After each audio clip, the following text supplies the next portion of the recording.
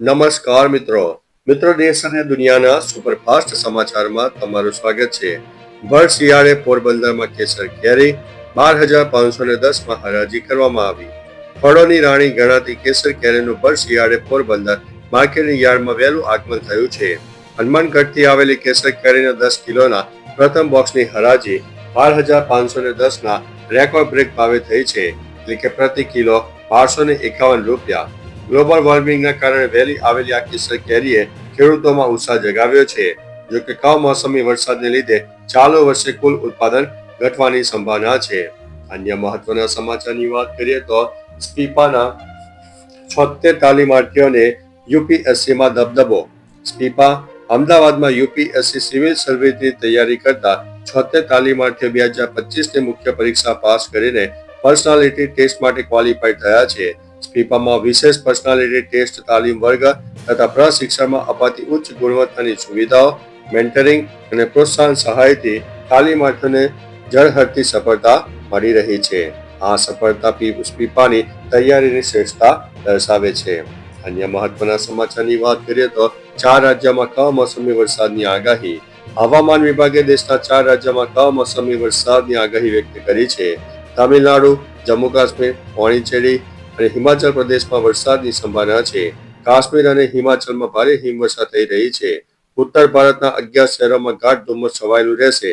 દિલ્હીમાં પ્રદૂષણ વધવાની પણ શક્યતા છે. આ વેધર સિસ્ટમની અસર ગુજરાતના વાતાવરણ ઉપર જોવા મળી શકે છે, જેના કારણે ઠંડીના પ્રમાણમાં ફેરફાર થઈ શકે છે. અન્ય મહત્વના સમાચારની વાત કરીએ તો હર્ષ સંઘવી અને અમદાવાદમાં સૌરાષ્ટ્ર પાટીદાર અગ્રણીઓ વચ્ચે બેઠક.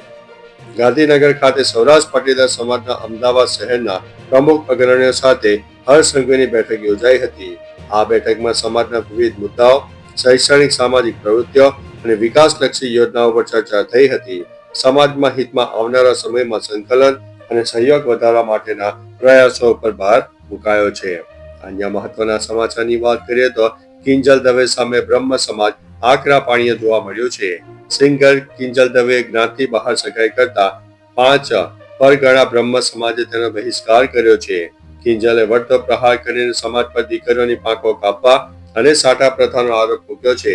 સામે પક્ષે બ્રહ્મ સમાજના ઉપપ્રમુખ જનક જોશીએ કહ્યું છે કે કિંજલબેનની માનસિકતા હલતી છે અને સમાજને નીચો દેખાવાનો પ્રયાસ ન કરવો જોઈએ. સમાજે કોઈ એક વ્યક્તિને લક્ષ્યાંકિત કરીને બહિષ્કાર નથી કર્યો. અન્ય મહત્વના સમાચારની વાત કરીએ તો રવિ બિશ્નોઈને રાજસ્થાન રોયલ્સે ખરીદ્યો. રવિ બિશ્નોઈ માટે ચેન્નઈ સુપર કિંગ્સ અને રાજસ્થાન રોયલ્સ વચ્ચે બિડિંગ વોર જોવા મળ્યું છે. આખરે રાજસ્થાન રોયલ્સ દ્વારા તેને 7.20 કરોડ રૂપિયામાં ખરીદવામાં આવ્યો છે. તે અગાઉ આઈપીએલમાં લખનૌ સુપર જાયન્ટ્સ અને પંજાબ કિંગ્સ માટે રમી ચૂક્યો છે.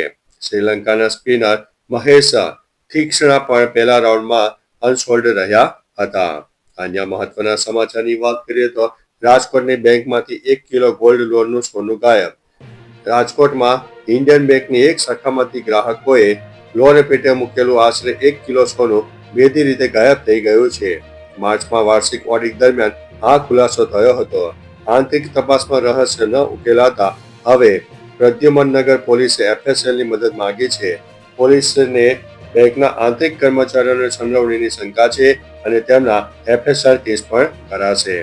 અન્ય મહત્વના સમાચારની વાત કરીએ તો વડોદરામાં રશિયાના નોકરીના નામે 3 લાખની છેતરપિંડી કરવામાં આવી છે. કરજણ તાલુકાના કંડારી ગામના જિગ્નેશ કુમાર ડાભીએ રશિયામાં નોકરી આપવાના બહાને ઠગોએ 3 લાખ રૂપિયા પડાવી લીધા. વર્ક વિઝાના બદલે વિઝિટર વિઝા આપીને છેતરપિંડી કરાઈ છે. સંબંધી વિનોદભાઈ વણકર દ્વારા વડોદરાના નીતિનભાઈ પરમાર સાથે સંપર્ક કરવામાં આવ્યો. આ મામલે ગોરવા પોલીસે 4 આરોપીઓ સામે ગુનો નોંધીને વધુ તપાસ હાથ ધરી છે. અન્ય મહત્વના સમાચારની વાત કરીએ તો એક શાનદાર જીત. વન ડે ઇન્ટરનેશનલમાં 300 રનથી હાર. અંડર 19 એશિયા કપમાં ભારતે મલેશિયા સામે 315 રનથી શાનદાર વિજય મેળવ્યો છે. આ સાથે ગ્રુપ સ્ટેજમાં શાનદાર પ્રદર્શન બાદ ભારતે સેમીફાઇનલમાં પોતાનું સ્થાન સુનિશ્ચિત કર્યું છે.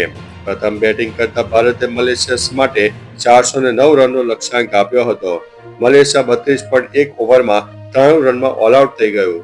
ભારતના અભિજ્ઞાન કુંડુએ 9 છગ્ગા અને 17 ચોગ્ગાની મદદથી બેવડી સદી ફટકારી હતી, જેમાં 209 રનનો સમાવેશ થાય છે.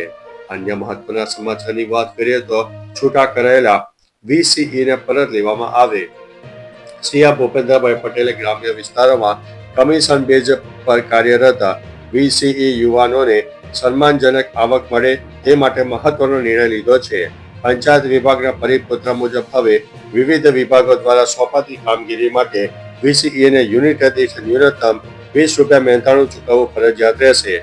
જોકે VCE કર્મચારી મંડળે કમિશન પોલિસીને બદલે ફિક્સ પગાર અને છૂટા કરાયેલા કર્મચારીઓને પરત લેવાની માંગ કરી છે.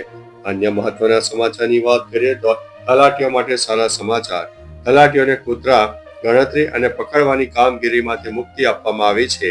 અગાઉ કામગીરી માટે તલાટીઓ દ્વારા વિરોધ થતા હવે વિકાસ કમિશનરે પરિપત્ર કરીને આ કામગીરીમાંથી મુક્તિ અપાવી છે. તો ચાલો મિત્રો, ફરીથી દેશ અને દુનિયાના સુપરફાસ્ટ સમાચાર લઈને મળતા રહીશું. ત્યાં સુધી અમને રજા આપશો. નમસ્તે.